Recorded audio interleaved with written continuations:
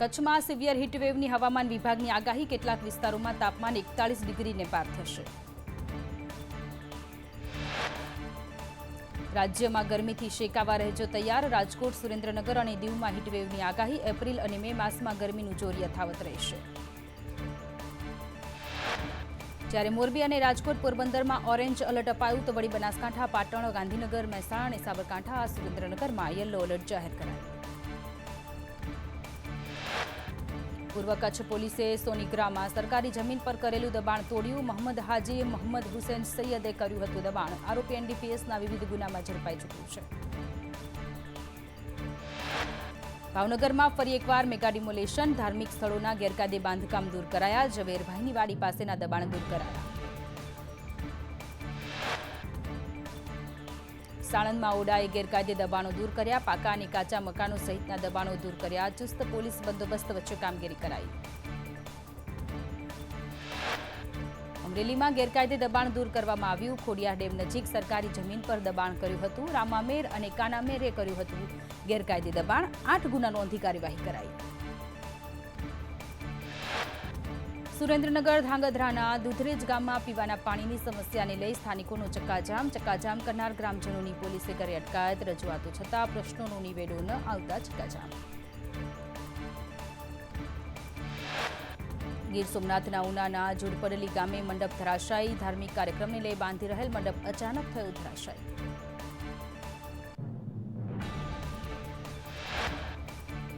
Gujarat university અને ખાનગી સંસ્થા વચ્ચે પ્લોટની અદલાબદલીની ખેલની ચારેકોર ચર્ચા. ગુજરાત યુનિવર્સિટીએ બોયઝ હોસ્ટેલ પાસે આવેલા પ્લોટની અદલાબદલી કરી.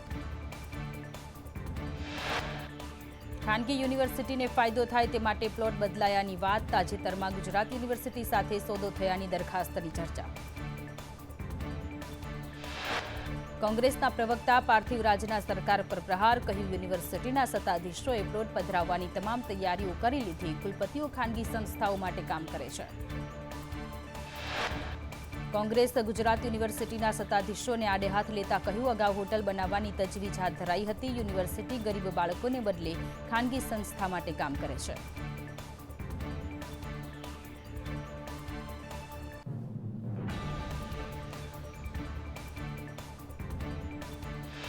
આરોગ્ય કર્મચારીઓને લઈ આરોગ્ય મંત્રી ઋષિકેશ પટેલનું નિવેદન. સમજણ બાદ હડતાળ સમિતિ લેવામાં આવી. તમે માંગો અને સરકાર ત્વરિત આપે તેવું ન હોય. કર્મચારીઓને વિસ્તૃત સમજણ અપાઈ.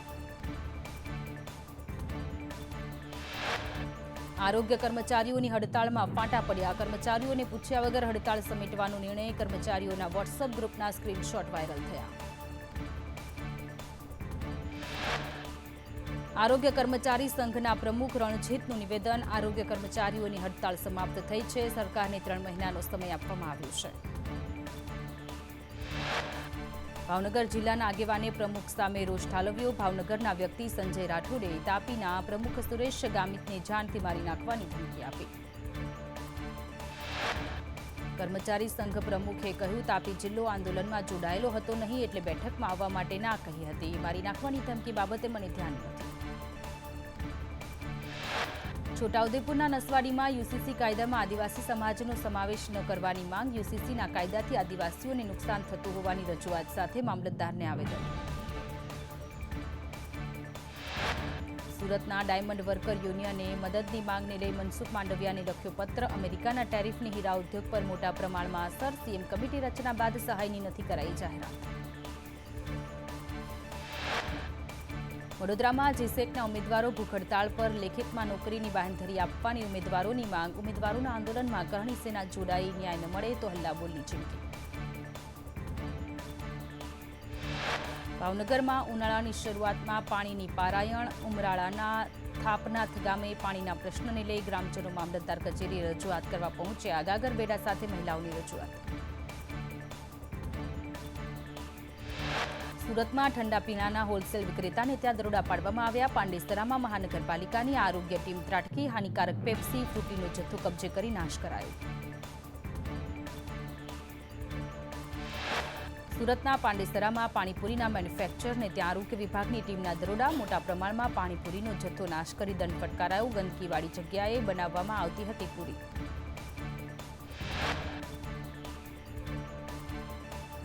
જામનગર યાર્ડમાં ચણાની 50,000 મણની આવક નોંધાઈ. હાપા યાર્ડમાં 300 ખેડૂતો વેચાણ માટે આવ્યા. એક મણે ₹200નો ભાવ વધારો ખેડૂતોને મળ્યો. જસદણ માર્કેટિંગ યાર્ડ વિવાદમાં આવ્યું. સેક્રેટરીને 2 વર્ષ પહેલા નિવૃત્ત કરી દેવાયા હતા. જૂના નિયમનો આધાર લઈ ઠરાવ પસાર કરાયો હતો. એપીએમસીના નિવૃત્ત સેક્રેટરી બળવંત ચોહલિયાએ કહ્યું, રાજકીય કિન્નાખોરી રાખીને મને નિવૃત્ત કરાયો. નિયમ મુજબ 58 વર્ષે નિવૃત્ત કરી શકાય. કચ્છમાં વીજ કનેક્શન ન મળતા ખેડૂતોએ ભુજ નલિયા હાઈવે પર ચક્કાજામ કર્યો. રજૂઆત કરવા છતાં નિરાકરણ ન આવતા રોષ. તાત્કાલિક વીજ કનેક્શન આપવાની માંગ કરાઈ. જૂનાગઢમાં રમતગમત વિભાગનો છબરડો. આમંત્રણ પત્રિકામાં ધારાસભ્ય જ બદલી નાખ્યા. સંજય કોરોડિયાને ગીર સોમનાથના એમએલએ ગણાવ્યા. વિમલ ચુડાસમા ગીર સોમનાથના ધારાસભ્ય છે. ધાનેરામાં ફાયર એનઓસીના અભાવે ભંગારના 7 ગોડાઉન પાલિકાએ સીલ માર્યા. મહિના પહેલા પાલિકાએ નોટિસ ફટકારી હતી. ડીસા અગ્નિકાંડ બાદ ગાંધીનગર તંત્ર એક્શનમાં આવ્યું. મહાનગરપાલિકાની તપાસમાં 213 જોખમી એકમો મળ્યા. 27 એકમો અતિ જોખમી હોવાનું સામે આવ્યું. રાજ્યમાં વધતી ગુનાખોરીને લઈ સાંસદ ગેનીબેન ઠાકોરના પ્રહાર. કહ્યું, ક્રાઇમને પ્રોત્સાહન અપાઈ રહ્યું છે. અનેક ક્રાઇમ ઘટનાઓમાં રેલો ભાજપ સુધી પહોંચ્યો. વધુમાં સાંસદ ગેનીબેને કહ્યું, આરોપીઓને પકડીને જેલ ભેગા કેમ કરવામાં નથી આવતા? ઘણા વર્ષોથી બીજેપી સત્તામાં છે, છતાં નામચીન ગુનેગારો ખુલ્લા ફરી રહ્યા છે.